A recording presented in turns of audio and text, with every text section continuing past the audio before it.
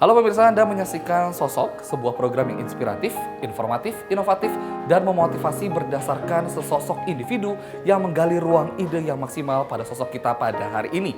Siapakah sosok kita pada hari ini? Dia adalah seorang wanita cantik, model juga, presenter juga yang mempunyai banyak prestasi. Dan salah satu prestasi terbesarnya dia adalah dia memenangkan kontes kecantikan Putri Indonesia pada tahun 2013 dan berhasil mengharumkan nama Indonesia karena dia juga berhasil masuk ke dalam 16 besar Miss Universe 2013.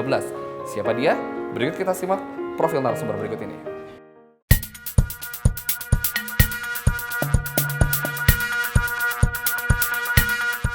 Wulandari Herman lahir di Padang Panjang 26 Juni 1989 adalah seorang model dan presenter berkebangsaan Indonesia. Sejak kecil, Wulan sudah menyukai dunia model.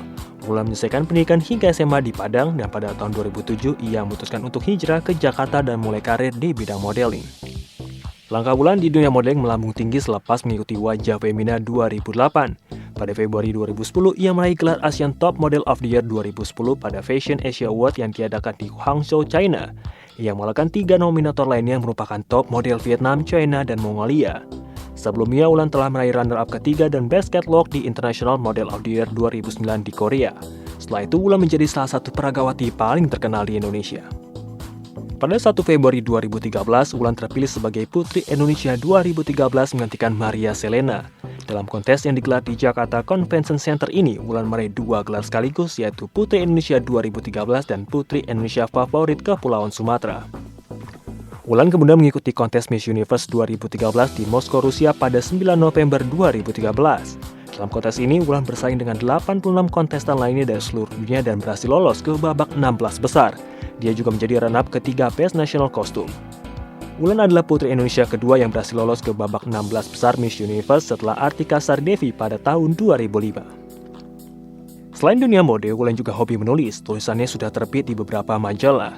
Hobi menulisnya ini akhirnya berbuah dengan diluncurkannya buku biografinya pada bulan Juni 2014. Selepas Putri Indonesia, Wulan juga berkiprah di dunia hiburan Indonesia. Ia menjadi presenter acara infotainment dan juga menjadi pembawa acara dalam program wisata yang ditayangkan di salah satu kanal YouTube.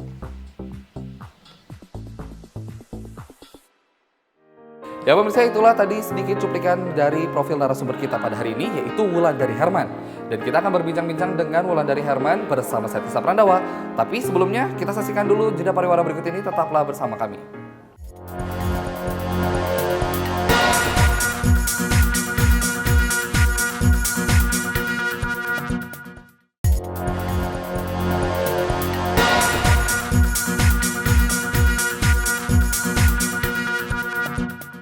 Oke pemirsa, terima kasih Anda masih setia bersama kami dalam program Sosok. Dan seperti yang tadi saya bilang, kita akan berbincang-bincang dengan Putri Indonesia 2013, yaitu Wulandari Herman. Halo, apa kabar? Apa kabar? Oke, gimana kegiatan sehari-harinya apa nih sekarang nih, kesibukannya nih?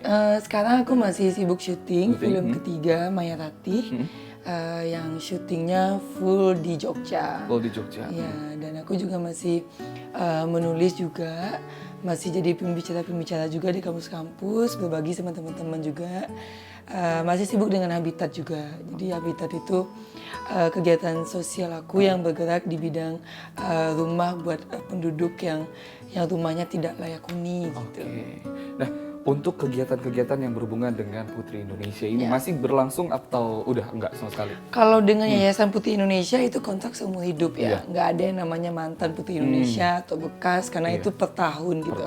Jadi kita selalu ada hubungan dengan yayasan Cuma untuk pekerjaan, aku sendiri punya manajer sendiri yang ngatur jadwalnya gitu. Tapi kadang kita masih saling support dong. Yang namanya kan aku memang berasal dari Putri Indonesia yang akan kembali ke sana juga. Oke, nah kalau kita bahas tentang Putri Indonesia 2013, nyangka nggak sih kira-kira pertamanya tuh, nyangka nggak sih menang menjadi Putri Indonesia 2013 gitu? Kalau nyangka menang, iya, karena setiap kompetisi yang aku ikutin, aku selalu niat buat juara satu gitu. Jadi nggak ada target buat jadi pemenang kedua atau kalah syukur, kalah ya alhamdulillah aku nggak mau kayak gitu. Jadi setiap lomba yang aku ikutin harus jadi yang pertama. Tapi apapun hasilnya, aku percaya Tuhan itu punya rencana yang baik untuk hidup kita. Yang pasti harus usaha dengan yakin gitu loh. Oke. Dan menurut kabar, nih menurut informasi yang ada, ya kan, Wulandari Herman ini adalah wanita kedua pemenang Putri Indonesia dari Sumatera Barat, betul? Ya, kedua Kedua ya? Melani, ya. Dan juga masuk ke dalam 16 besar Miss Universe 2013. Ya. Nah, gimana sih perasaannya selain bangga gitu kan? Menang Putri Indonesia, terus juara favorit juga dari Sumatera Barat, betul? Dan juga masuk 16 besar Miss Universe. Gimana sih perasaannya selain bangga itu?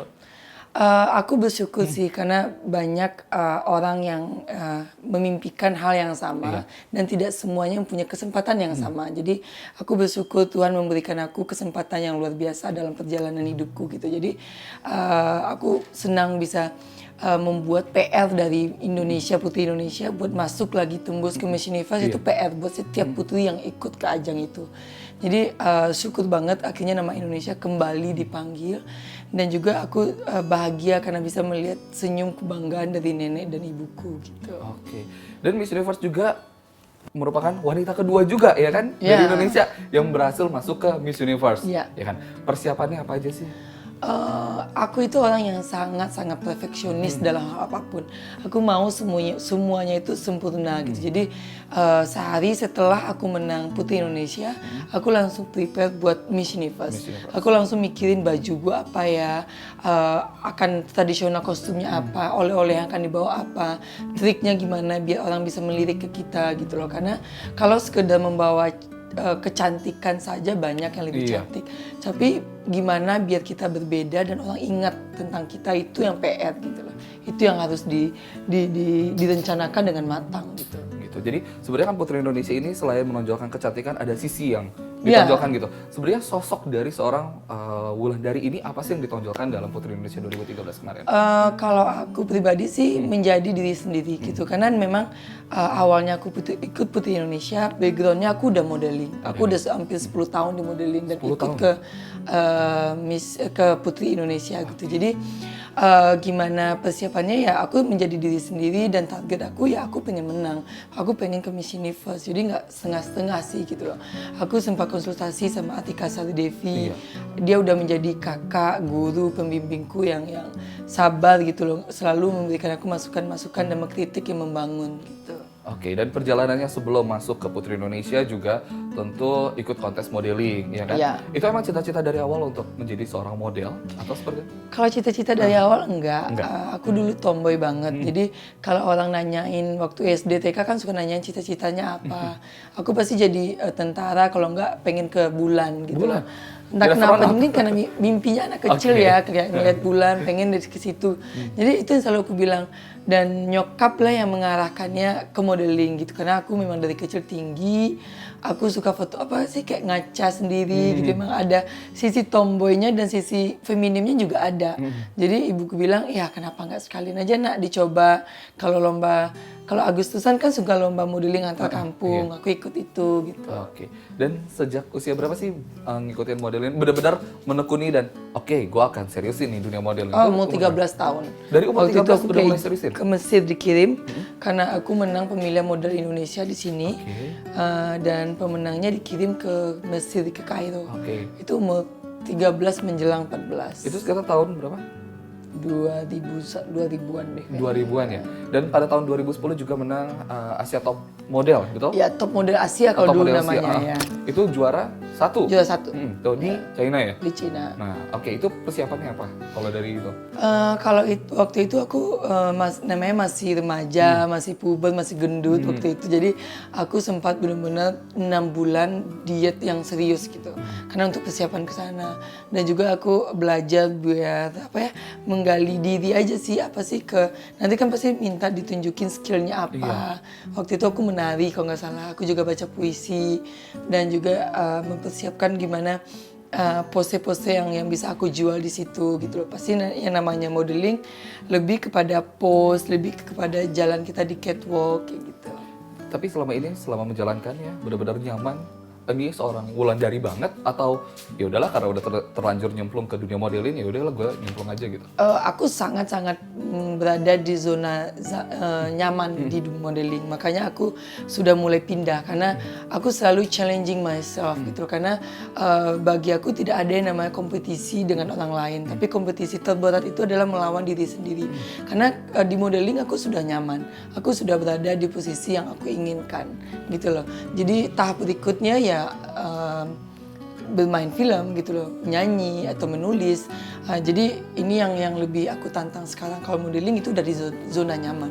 Oke, kalau saya melihat sekilas tentang prestasi-prestasi Wulan gitu kan, banyak sekali dan itu otomatis banyak banget latihannya, persiapannya gitu kan.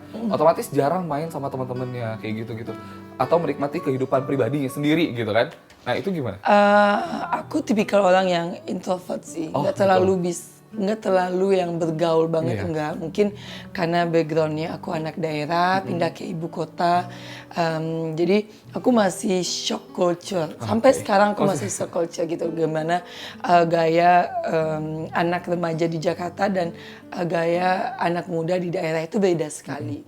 Jadi aku memang lebih suka me time, aku mencintai waktu dengan diriku sendiri gitu loh. Jadi kalau bergaul ya aku dekat dengan teman-teman supermodel di sini juga gitu, tapi aku juga punya porsinya gitu loh. Aku mengotak-kotakannya sesuai lah dengan kebutuhanku gitu.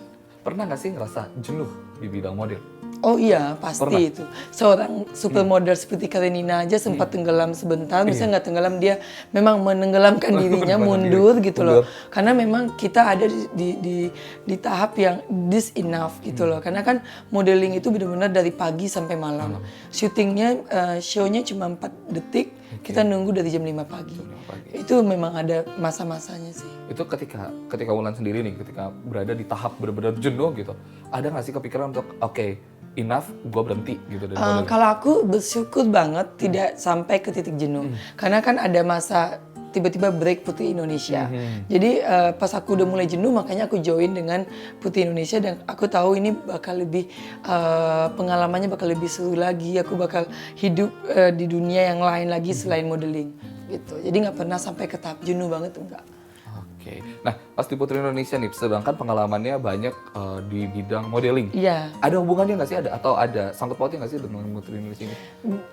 Dunia pageant itu berbeda sekali dengan dunia modeling gitu loh. Jadi kalau sangkut pautnya masalah on time modeling itu kita dituntut buat bisa komunikasi dengan siapa saja, karena kan setiap hari kita bisa ketemu fotografernya beda, makeup artistnya beda, fashion stylistnya beda, jadi ya kita dituntut lebih profesional. Secara di Putri Indonesia aku udah terbiasa aja ketemu dengan banyak orang, bekerja sama dengan para makeup artist, fashion stylist, fotografer, jadi itu yang membantu banget. Aku nggak kagok kamera, aku udah biasa berdiri di panggung dengan ratusan mata yang menuju ke aku, jadi itu udah membantu banget sih. Tapi selama ini tetap percaya diri ya, maksudnya di depan ini percaya diri. Misalnya kalau ada orang, ketemu orang banyak, nervous gitu kan. Nah, oh iya, aku rasa itu alami aja sih, pasti ada perasaan kagok, nervous. Tapi kalau udah di panggung sih aku udah lupa diri sih. Kalau aku di panggung itu Wulan yang berbeda gitu. Oke, nah kalau misalnya Wulan sendiri pernah nggak sih ngeliat perbandingan, ternyata waktu zaman dulu nih gue nggak ada kepikiran untuk masuk Putri Indonesia gitu kan. Ngelihat perbandingan Wulan yang dulu dengan Wulan yang sekarang. Nggak ada yang berbeda sih, karena aku itu tetap Wulandari, gadis kampung yang pindah ke ibu kota dengan 1000 mimpi. Nggak ada yang berubah. Yang berubah paling jadwalku berubah, jadwal ketemu keluarga jadi nggak ada. Itu saja yang berubah. Cuma kalau secara personal, I'm still Wulan yang dulu. Nggak ada yang berubah. Nggak ada yang berubah ya, tetap sosok seorang Wulan. Iya. Gitu. Oke, pemirsa, nanti kita akan lanjutkan lagi perbincangan kita, tapi setelah pesan-pesan berikut ini tetap di Sosok.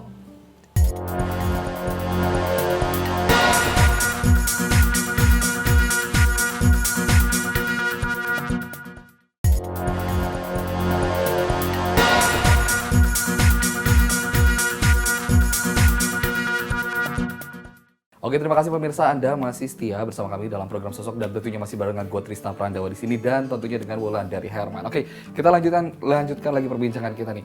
Oke, kalau tadi Wulan sendiri bilang Wulan yang dulu sama yang sekarang itu masih sama, gitu kan? Nah, untuk lingkungannya sendiri, lingkungannya Wulan sendiri gitu yang dulunya bisa main bareng. Kalau yang sekarang Wulannya udah sibuk gitu. Ada perbedaan nggak sih dari lingkungan sekitarnya?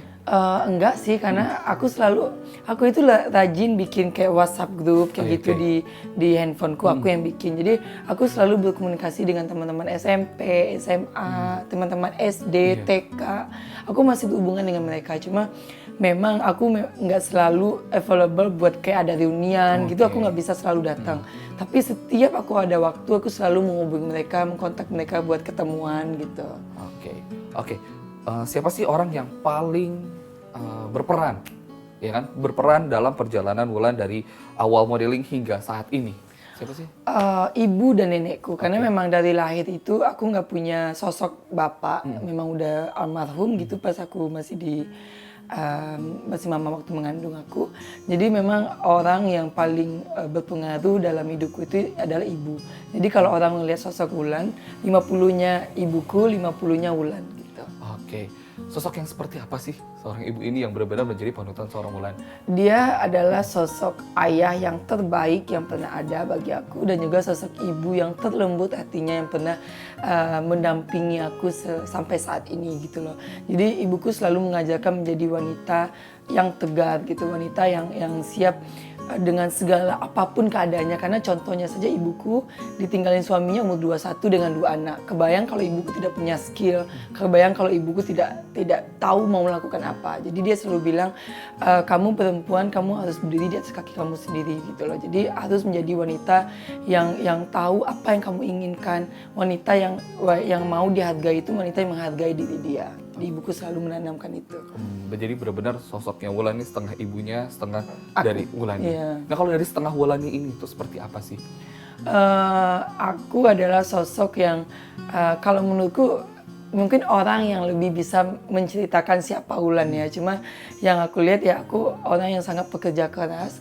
Aku tidak pernah merasa berkompetisi dengan orang lain, mungkin karena ajaran dari ibuku gitu loh. Karena kompetisi terberat yang tadi aku bilang itu adalah diri kita sendiri. Yang rasa malas, rasa malu, rasa gagal, itu dari diri sendiri. Jadi aku adalah orang yang selalu men-challenging diriku untuk melakukan sesuatu di luar zona nyaman gitu loh. Oke. Nah kalau Wulan sendiri nih melihat sebuah kegagalan itu seperti apa? Aku itu orang yang benar-benar menghargai kegagalan. Itu adalah guru terbaik dalam hidupku. Karena tidak semua orang bisa menerima kegagalan gitu loh. Dan menurutku kegagalan hanya sukses yang tertunda gitu. Dan kita harus mencoba lagi. Karena Tuhan itu tahu waktu yang tepat, saat yang tepat buat kamu gitu. Oke. Nah kalau dari dunia modeling nih, pernah nggak sih merasa gagal? Oh iya, waktu aku ikut Wajah Family Femina, itu aku udah menjadi model buat Femina, udah sering banget tampil di majalah Femina. Somehow aku ikut pemilihan Wajah Femina, aku juara 2. Which is waktu itu aku berpikir, oh aku bakal dapat juara 1. Karena aku udah terbiasa gitu, aku biasa kerja dengan mereka. Dan di situ aku belajar banget bagaimana menerima kegagalan. Itu aku sangat merasa down banget itu, ternyata wow. Aku pikir aku juara 1 loh, dan dekat banget dengan feeling itu gitu. Ternyata tidak. Jadi Tuhan memberikan pilihannya, malah Putri Indonesia aku juara 1. Oke. Dan ketika Wulan ngerasa down gitu kan, ada nggak sih seseorang atau benar-benar dari dalam diri Wulan sendiri yang oke, gue nggak boleh down nih, yang membuat Wulan jadi semangat lagi gitu? Oh, mamaku. Dalam hal apapun aku selalu menelpon dia, menanyakan, Ma ini gimana? Dia yang selalu ada buat aku sih. Dan Jadi dia kayak paling teman curhat mengerti. gitu ya? Oh iya, dia udah kayak sahabat. Lebih dari ibu, udah kayak sahabat, teman main, teman gaul tuh mamaku, teman traveling gitu. Oke. Dan ada nggak sih satu pengalaman ketika bergerak di bidang modeling atau ketika menjadi Putri Indonesia, ada satu pengalaman yang benar-benar Wulan nggak bisa lupain? Aku pernah foto waktu itu di New York sama fotografer dari Bulgaria. Dia hire aku buat photoshoot di sana di New York, dan kita foto dari ketinggian yang aku takut ketinggian kan.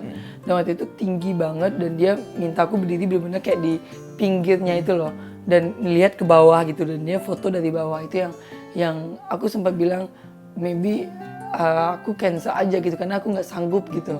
Tapi di situ aku pikir aku udah jauh-jauh terbang ke sana, kesempatan ini nggak akan datang 2 kali. Terus aku bilang oke, aku coba. Oke. Nah kalau Wulan sendiri kan hobi dengan aktivitasnya sekarang enggak terlalu sama gitu kan? Iya. Hobinya menulis, Iya. ya pernah membuat buku juga biografi, ya kan? mau diterjunin langsung lagi, mau memperdalam lagi atau tetap di bidangnya karirnya sekarang? Enggak ya, pasti itu tahap berikutnya sih gitu loh. Aku pengen belajar lagi karena memang aku bukan profesional penulis, jadi memang itu butuh belajar lagi. Dan aku pengen pastinya memperdalam itu lagi setelah modeling udah mulai bener-bener enggak, udah saatnya pensiun modeling dan aku baru mulai fokus ke sana. Tapi sekarang aku udah mulai membangun gitu loh, mulai mempersiapkan diri karena modeling itu bukan karir yang panjang gitu loh. Oke, dan seperti tadi bilang, Wulan juga sekarang udah bermain film ketiga, Iya. ya kan?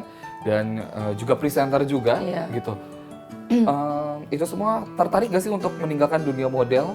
Gue kayaknya meninggalkan dunia model untuk karir yang baru nih sekarang gitu. Oh iya, karena memang meninggalkan mungkin enggak, tapi lebih kepada memprioritaskan yang mana yang harus diprioritaskan. Karena aku menyadari betul dunia aku di modeling udah sangat-sangat cukup, udah lebih dari 15 tahun.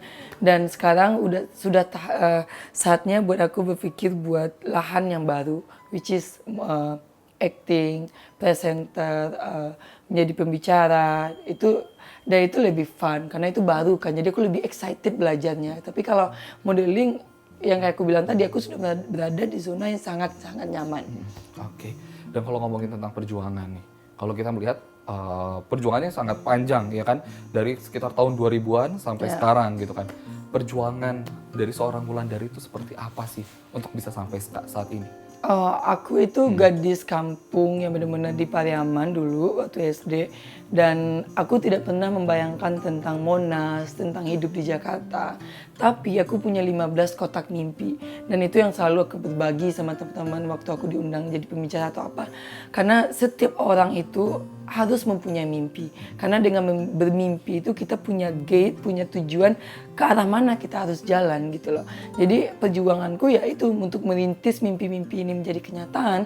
Aku harus berani meninggalkan kampung. Namanya kalau orang Padang bilang merantau.